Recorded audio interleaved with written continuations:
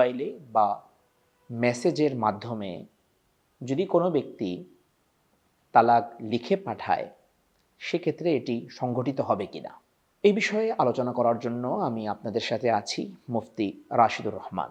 সুপ্রিয় দর্শক, ইসলাম কিয়ামত পর্যন্ত মানব জীবনের যত দিক আছে সব দিক নিয়ে সুবিস্তৃত এবং পুঙ্খানুপুঙ্খানুভাবে আলোচনা করেছে।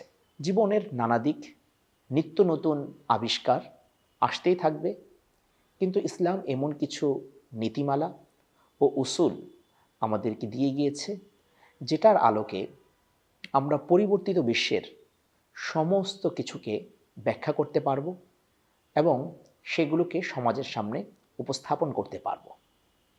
এটাই ইসলামের একটি বিশেষ স্বকীয়তা এবং ইসলামের পূর্ণাঙ্গতা, এবং ইসলাম যে টেকসই একটি ধর্মের নাম সেটির প্রমাণ। সুপ্রিয় দর্শক, মোবাইলের মাধ্যমে কোনো কিছু লিখে যদি পাঠানো হয়, তাহলে সেই লিখিত রূপটির বাস্তবতাটা কি? আমরা যদি দুনিয়াবি নিয়মের ক্ষেত্রে দেখি, আমরা যদি পার্থিব জীবনের দিকে তাকাই, তাহলে দেখব যে কোনো একজন ব্যক্তি আগামীকালকে অফিসে যেতে পারছে না, তার ভীষণ কোনো একটি সমস্যা সামনে দেখা দিল।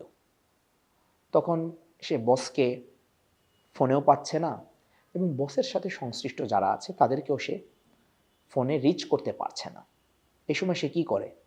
একটি ছোট্ট মেসেজ দিয়ে রাখে, অন্ততপক্ষে তাকে জানিয়ে রাখে, পরবর্তীতে বিস্তৃত আলোচনার মাধ্যমে সেই বিষয়টির সুরাহা লাভ করা যায়। তো মৌখিকভাবে যেই কথাটি বললে যেই পরিমাণ প্রক্রিয়া তৈরি হয়, মেসেজের মাধ্যমে যদি কোনো কিছুর আদান প্রদান করা হয়, লেখালেখির মাধ্যমে যদি সেটি জানানো হয়, সাধারণত উভয়টির হুকুম একই। কোরআন মাজিদে আল্লাহ রাব্বুল আলামিন যেখানে মৌখিক বিষয়ের আলোচনা করেছেন, ঠিক সেই সব জায়গায় আল্লাহ সুবহানাহু ওয়া তাআলা লেখাটাকে খুব গুরুত্বের সাথে বিবেচনায় এনেছেন আজ থেকে আরও 1500 বছর আগে। আপনি যদি সূরাতুল বাকারার শেষ দিকের একটি আয়াত পড়েন, তাহলে দেখবেন সেখানে আল্লাহ রাব্বুল আলামিন বিভিন্ন লেনদেনের ক্ষেত্রে লেখাটাকে খুব গুরুত্বের সাথে বিবেচনায় এনেছেন। ইরশাদ হয়েছে, ইয়া আইয়ুহাল্লাযীনা আমানু ইযা তাদায়ানতুম বিদাইনিন ইলা আজালিন মুসাম্মান ফাকতুবু। হে ঈমানদারগণ, তোমরা যখন পারস্পরিক কোনো লেনদেনে একত্রিত হবে এবং সেটি কোনো মেয়াদ পর্যন্ত নির্ধারিত থাকবে, তখন তোমাদের দায়িত্ব হচ্ছে সেই চুক্তিপত্রটি, সেই এগ্রিমেন্টটিকে লিখে রাখা।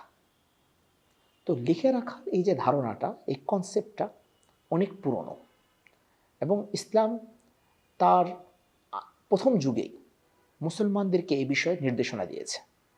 বদর যুদ্ধের পরে আমরা দেখি যে কয়েকজন মানুষের মুক্তিপণ হিসেবে নির্ধারণ করা হয়েছিল যে তারা শিশুদেরকে লেখা শিক্ষা দিবেন। তো লেখা এটা গুরুত্বপূর্ণ একটা বিষয়, এটা পড়ার মতো, বলার মতোই ভূমিকা পালন করে। কোরআন মাজিদের প্রথম আয়াত, ইকরা বিসমি রাব্বিকাল্লাযী খালাক খালাকাল ইনসানা মিন আলাক ইকরা ওয়া রাব্বুকাল আকরাম আল্লাযী আল্লামা বিল কলম। যেই প্রথম 5টি আয়াত নাজিল হয়েছে কোরআন মাজিদে, সেখানেও আল্লাহ সুবহানাহু ওয়া তাআলা কলমের কথা, লেখার কথা বিশেষভাবে বলেছেন। আধুনিক যুগে লেখা বলতে কম্পিউটারের মাধ্যমে লেখা বোঝায়, মোবাইলের মাধ্যমে কোনো টেক্সট লিখে পাঠানো বোঝানো হয়। তো মৌখিকভাবে যদি কোনো ব্যক্তি তালাক দেয়, সেই তালাকটি যেভাবে সংগঠিত হয়ে যায় এবং সেখানে কোনো রকমের সাক্ষীর প্রয়োজন থাকে না, সেখানে কোনো রকমের কাবিননামায় বা তালাকনামায় লেখালেখির প্রয়োজন থাকে না, বরং সেটি সত্তাগতভাবে সাব্যস্ত হয়ে যায়। হ্যাঁ, সেটা সরকারি নিয়মে রেজিস্টার্ড করার জন্য লেখালেখির হয়তো প্রয়োজন পড়তে পারে, কিন্তু মৌখিকভাবে যদি কোনো ব্যক্তি তালাক দেয়, সেটি যেভাবে সংগঠিত হয়ে যায়, অনুরূপভাবে কোনো ব্যক্তি তার স্ত্রীকে যদি মেসেজের মাধ্যমে লিখে তালাক পাঠায়, তাহলেও সেটি সংগঠিত হয়ে যাবে এবং সেটি কার্যকর হয়ে যাবে। তালাক পরবর্তী যে পদক্ষেপগুলো আছে সেগুলো এতটুকের মাধ্যমে গ্রহণ করতে হবে।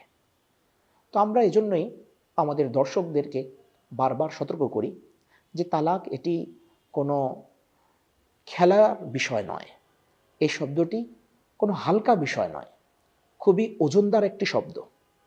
অনেকে এক্ষেত্রে এসে বলেন যে হুজুর, ইমাম সাহেব, উস্তাদজি, শেখ, আমার তো সেই সময় খুব মাথা গরম ছিল, এজন্য এই শব্দটি আমি বলে ফেলেছি, লিখে ফেলেছি, অজান্তে আমি বলে ফেলেছি। প্রিয় ভাই, প্রিয় বোন, দেখুন, যাদের মাথা কুল থাকে, ঠান্ডা থাকে, কখনোই তার পক্ষে তালাক দেওয়াটা সম্ভবই না। তালাক এই কাজটাই হচ্ছে গরম অবস্থায়। যখন মাথা খুব গরম হয়ে যায় তখনই এই কাজটি হয়ে থাকে। সুতরাং এই যুক্তি পেশ করা যে আমি আমার মনের অজান্তে এই কাজটি করে ফেলেছি, এটা আসলে ঠিক নয়। বরং তালাক বলার মাধ্যমে অথবা লেখার মাধ্যমে সংগঠিত হয়ে যায়, সেটি মোবাইলে পাঠানো হোক, মেসেজের মাধ্যমে হোক, অথবা মৌখিকভাবে বলা হোক। আল্লাহ তাআলা তালাক থেকে আমাদেরকে দূরে থাকার তৌফিক দান করুন, দাম্পত্য জীবনগুলোকে আরও সুসংহত করার তৌফিক দান করুন। আমিন। ওয়া আখিরু দাওয়ানা আনিল হামদুলিল্লাহি রাব্বিল আলামিন।